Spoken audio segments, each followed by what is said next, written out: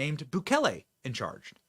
The honorable president of El Salvador, Bukele, gathered every single official in the executive branch of government together into one room. Red wedding here, baby. And announced a surprise. He has asked his attorney general to investigate every single one of them for bribery. And he made this announcement, and it is just a thing of beauty to look at the expressions on the faces of the government officials.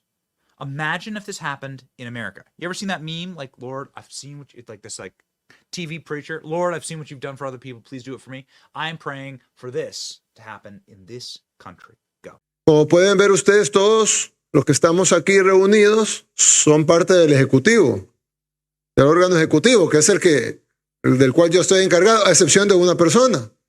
Es el fiscal general que está aquí. Él no es del Ejecutivo. Y está acá por una razón bien sencilla. Y es porque le quiero pedir en público de que investiguemos a todos los que están acá. Para atrás y para adelante. Yo me imagino que pues no hay ningún problema, ¿no? Hay una persona que me dijo una vez, mire, ¿y tú no le temes a la muerte? Yo le dije, no, pues claro, nadie se quiere morir. Yo no me quiero morir, pero yo sé que me voy a morir algún día, como todos. Si hay algo que no se puede escapar es de la muerte. Todos los que estamos aquí en 100 años, pues, no va a haber nadie vivo. Nadie. Ninguno de los que estamos aquí, lo más probable es que nadie sabe cómo se llama el papá del abuelo de uno. Pero hay algo que yo sí le tengo miedo, y es a dejar un mal legado. Y hay presidentes, unos presos, otros fugitivos, pero la mayoría son recordados como ladrones. Yo no quiero ser recordado como el ladrón. Entonces yo no robo, porque no quiero ser recordado como el ladrón o el corrupto. Pero hubo un presidente, el presidente Duarte, que la gente decía en ese entonces, el presidente no es ladrón, pero se rodeó de ladrones. Y en algún momento representó una esperanza para el pueblo salvadoreño. Pero si acaso es verdad que él no robó, qué tonto fue. Porque él era la esperanza del pueblo, no tocó un centavo y manchó su legado por rodearse de ladrones. Entonces a mí no me va a pasar eso. Yo no voy a ser el presidente que no robó, pero se rodeó de ladrones. Pero que me recuerden como el presidente que no robó y que no dejó que nadie robara. Y al que robó lo metió a la cárcel. Ya hay un par que ya están en la cárcel. The look on the faces of the officials. Going like pale white. This man knows what his legacy is going to be. Please, God, let it happen here, says Posobiec.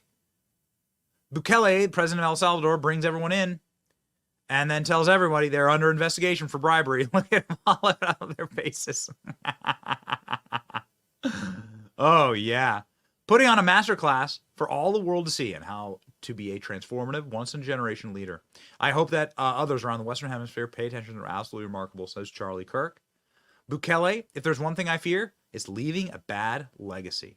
That's exactly right, man. What if more people actually thought about that? Like what if Joe Biden thought about this?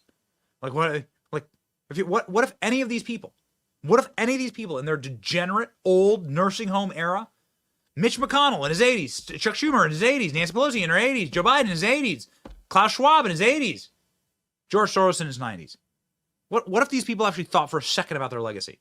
A legacy of destroying our borders, destroying our currency, destroying the way of life here, destroying like the potential to have the American dream, own a home, like make a living. What if any of them thought for a second about legacy? Meanwhile, in Spain, Sanchez's wife just caught in a blatant corruption scandal. Sanchez responded by declaring himself the irrefutable face of democracy that cannot be questioned ever again. Why can't we get a Bukele in Spain? America needs a Bukele. That's what everyone is saying here. Western elites must be getting tired of how bad this guy makes them look. They won't put up with it much longer. Pray for Bukele. That's exactly right. Bukele informed every single member of El Salvador's branch they'll be investigated for bribery. Oh, yeah. And he did it live on air. Such a beautiful thing. And then he posted it. Here we go. Posted it. Let's translate the post. It is not the first, and it will not be the last. If God allows it, our war against corruption will be as successful as our war against the gangs. Woo, baby. There it is. This is the post, of course, from the man himself. You should go follow him. Philosopher King. And what's this? What's going on here? Well, this is, of course, his crowning achievement, other than rooting out the corruption. Crowning achievement. He has taken his nation of El Salvador for homicides. Were nearly 7,000 homicides in 2015. It's not that big of a nation, okay? And in 7 years, homicides are down to 154. Less people getting murdered is a good thing. More bad guys in jail is a good thing. Look at this. Homicide rate in Latin American and Caribbean countries. Goodness gracious. Jamaica? Wait, look at what's going on in Jamaica. Don't visit Jamaica. Jeez. Ecuador, Haiti, Trinidad, Tobago, Honduras, Venezuela, Colombia, Mexico, Brazil, Costa Rica, okay, Puerto Rico, uh-oh, Dominican Republic, but now you're sort of getting down towards the bottom of the list here. And then you have El Salvador at the very, very bottom. Just take a teeny fraction of what some of the other countries like Honduras are, Venezuela are. Just remarkable. Why would that be? El Salvador opens up 40,000 inmate prison in war against gangs. This is how you do it. This is how you do it. El Salvador says 6,000 security forces deployed against gangs. They just use the military to go round up the gangs. Luckily, the gangs tattoo themselves, so it's very easy to round them up. This guy's speaking at CPAC. He spoke at CPAC during CPAC this last fall, and he put the globalists on notice. And he said, you know what? Like, we're not going to have that here. George Soros? Who elected George Soros to dictate public policies or laws? Why are you all scared of him? El Salvador is a brick wall. Listen to this. They don't have a democratic mandate. If they want a seat in the table, they should run for office. Let the people vote. It will not be a pretty sight for them if the elections are free and fair. I mean, who elected Soros to dictate public policy and laws? Why does he feel entitled to impose his agenda? Let me tell you something. Soros and his cronies hit a brick wall in El Salvador.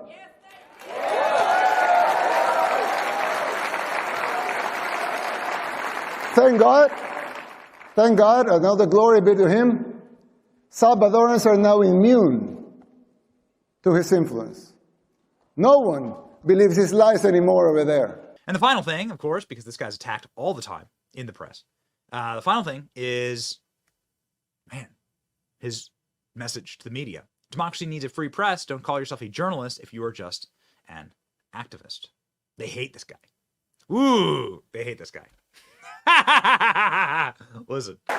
If the police was created to bring law and order, let them bring law and order. If the judicial system was created to bring justice, let them bring justice. Let them protect their purpose at all costs. Same goes with the press. Let them be free. A democracy needs a free press. But to enjoy that membership, you must adhere to your duty as a reporter. Report the facts. Don't be a puppet of those who finance you or finance the organizations that you work for.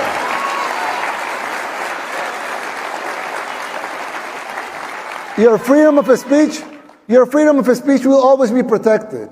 We believe in free speech. Everyone here believes in free speech. Your free speech will always be protected. But don't call yourself a journalist if you're just an activist.